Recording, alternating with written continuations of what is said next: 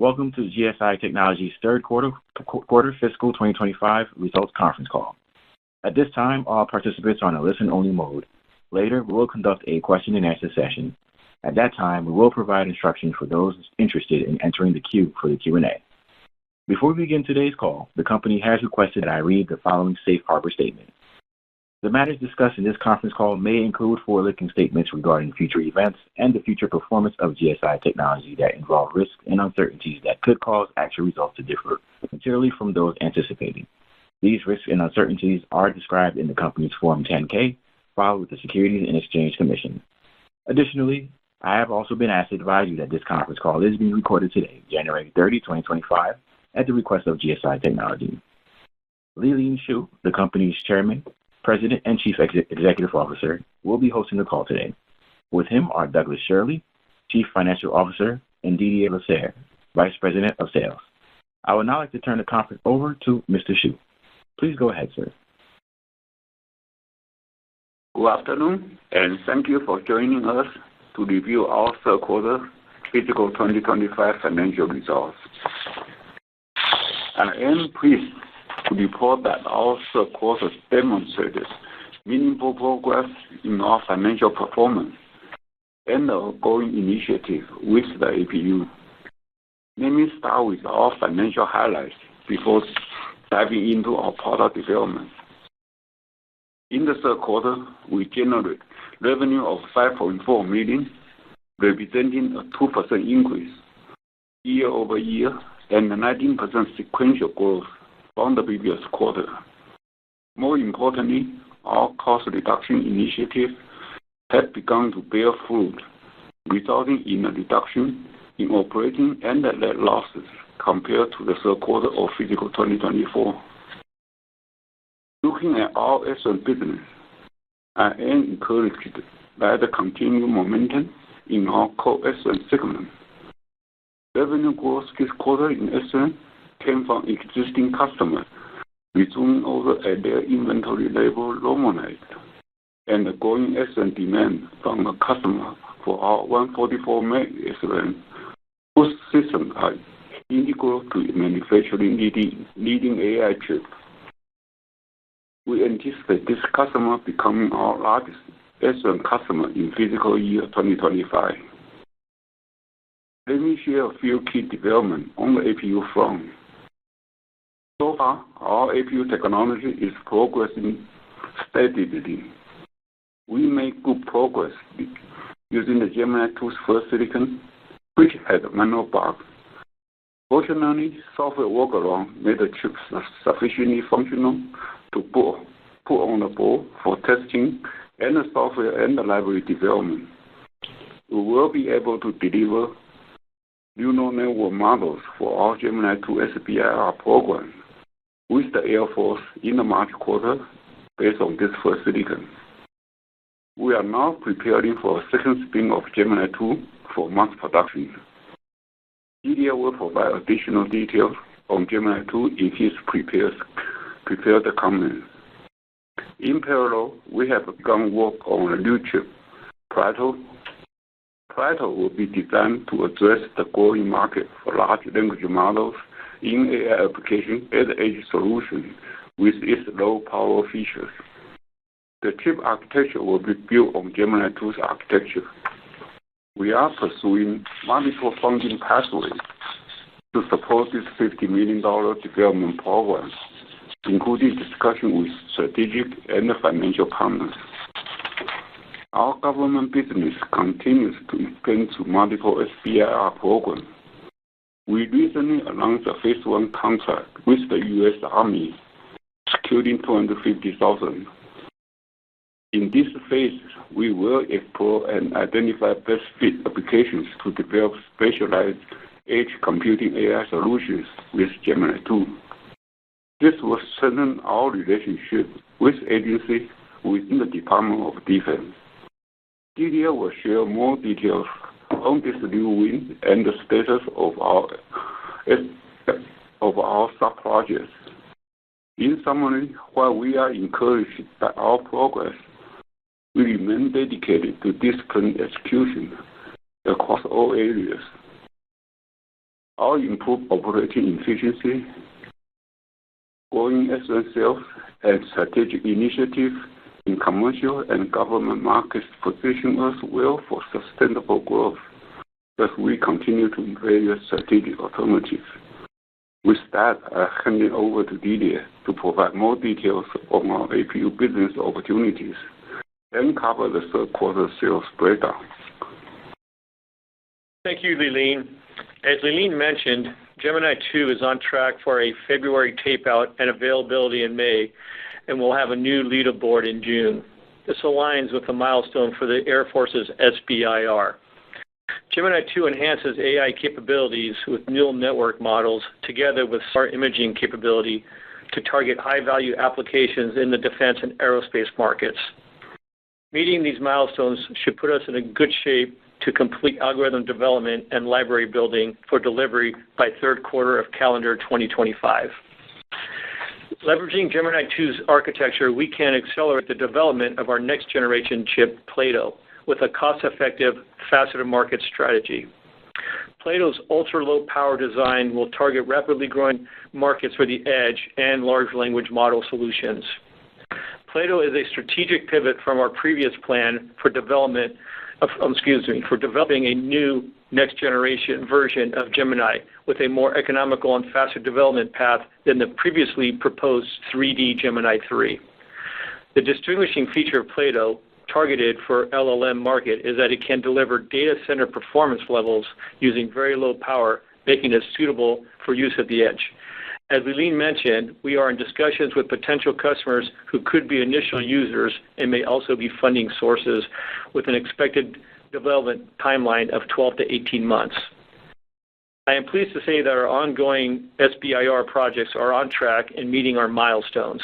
As a reminder, we are currently working on Phase 2 contracts with Space Development Agency and Air Force Research Labs, and most recently announced a Phase 1 contract with the U.S. Army.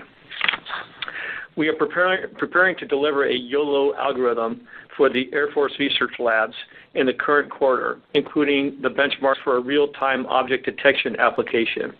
As a reminder, YOLO, which stands for You Only Look Once, are algorithms that immediately determine the exact placement of objects in an image by drawing boxes around them and identifying the types of object.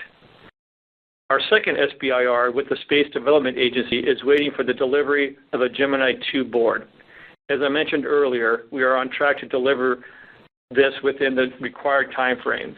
To date, we have received 45% of the $1.25 million contract and will receive the balance upon the board's delivery.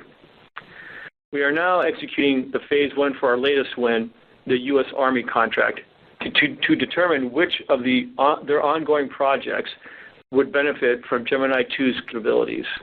After Phase 1, we will have the opportunity to compete for Phase 2, which could be worth up to $2 million. The focus will be on edge computing AI solutions using Gemini 2. Our key objectives are integration, feasibility assessment, and AI algorithm validation for military applications. The Army is the largest of the 5 branches of the Department of Defense, and with this SBIR, we are gaining exposure to this branch. Lastly, regarding our SAR projects, there has been ongoing progress in fiscal Q3. The Asian Defense and R&D organization that we have mentioned in the past is evaluating Gemini 2 for low power in-flight applications. We are advancing with a few more deliverables to prepare them to purchase a Gemini 2 board. This organization is also a potential funding partner for Plato. Also, 2 other aerospace companies are evaluating our technology for image creation and onboard satellite applications for SAR. Now I'll move to the customer and product breakdowns for the third quarter. In the third quarter of fiscal 2025, sales to Nokia were $239,000 or 4.4% of net revenues compared to $807,000 or 15.2% of net revenues in the same period a year ago, and $812,000 or 17.8% of net revenues in the prior quarter. Military defense sales were 25% of our third quarter shipments compared to 28.2% of shipments in the comparable period a year ago and 40.2% of shipments in the prior quarter. Sigma Quad sales were 39.1% of third quarter shipments compared to 46.9% in the third quarter of fiscal 2024 and 38.6% in the prior quarter. Now I'd like to hand the call over to Doug. Go ahead, Doug. We reported net revenues of $5.4 million for the third quarter of fiscal 2025 compared to $5.3 million for the third quarter of fiscal 2024 and $4.6 million for the second quarter of fiscal 2025.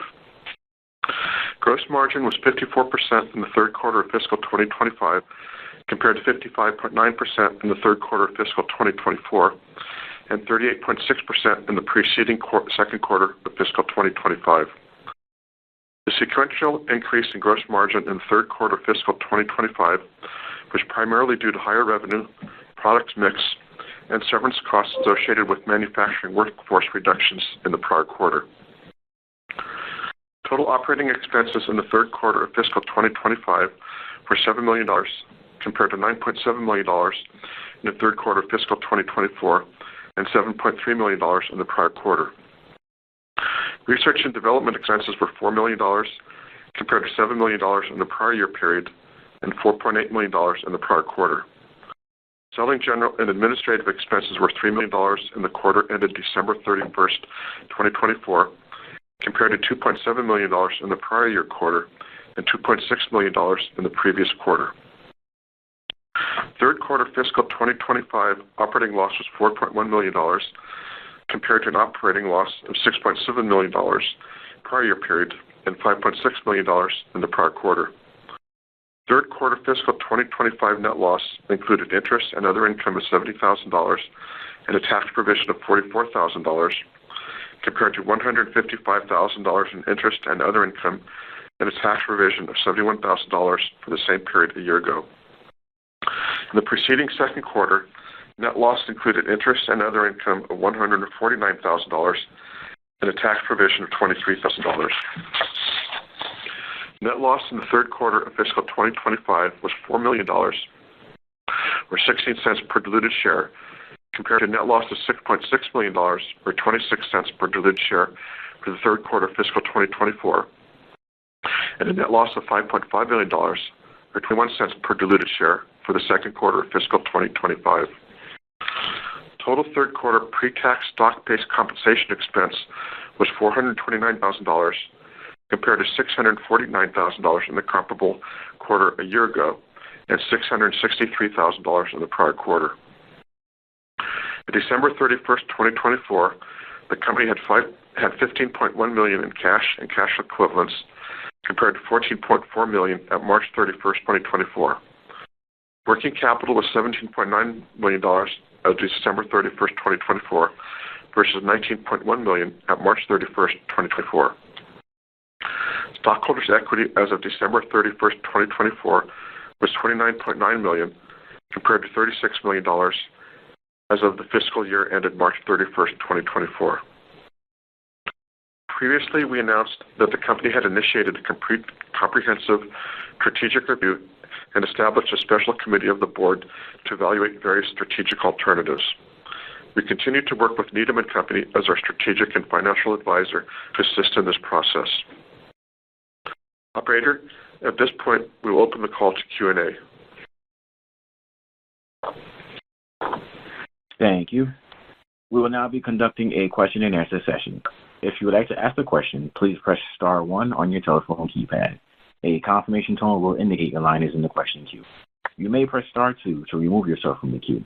For participants using speaker equipment, it may be necessary to pick up the handset before pressing the star keys. One moment, please. We poll for questions.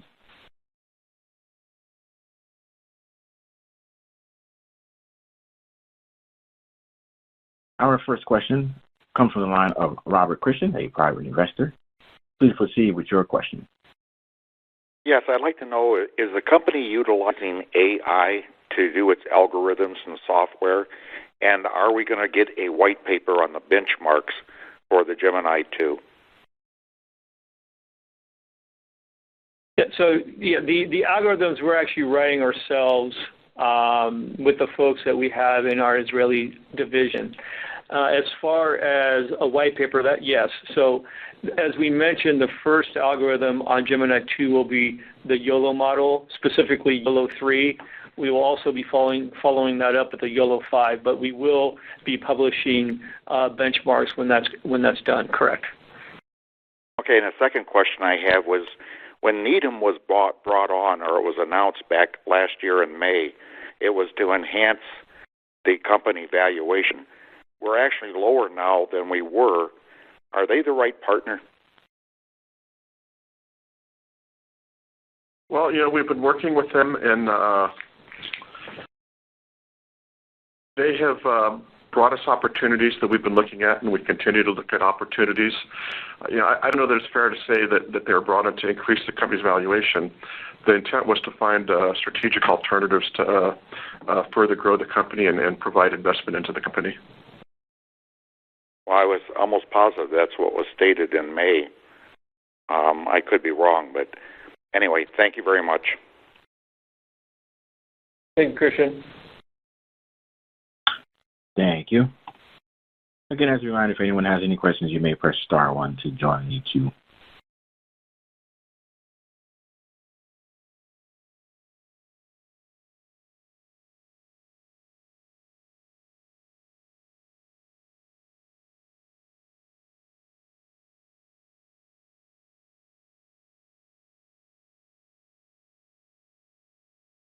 And it looks like there are no further questions. Therefore, I will turn the call back over to Lillian Shu for closing remarks. Thank you all for joining us. We look forward to speaking with you again when we report our fourth quarter and the full year fiscal 2025 results. Thank you. Thank you, ladies and gentlemen. This concludes today's conference, and you may disconnect your lines at this time. Thank you for your participation.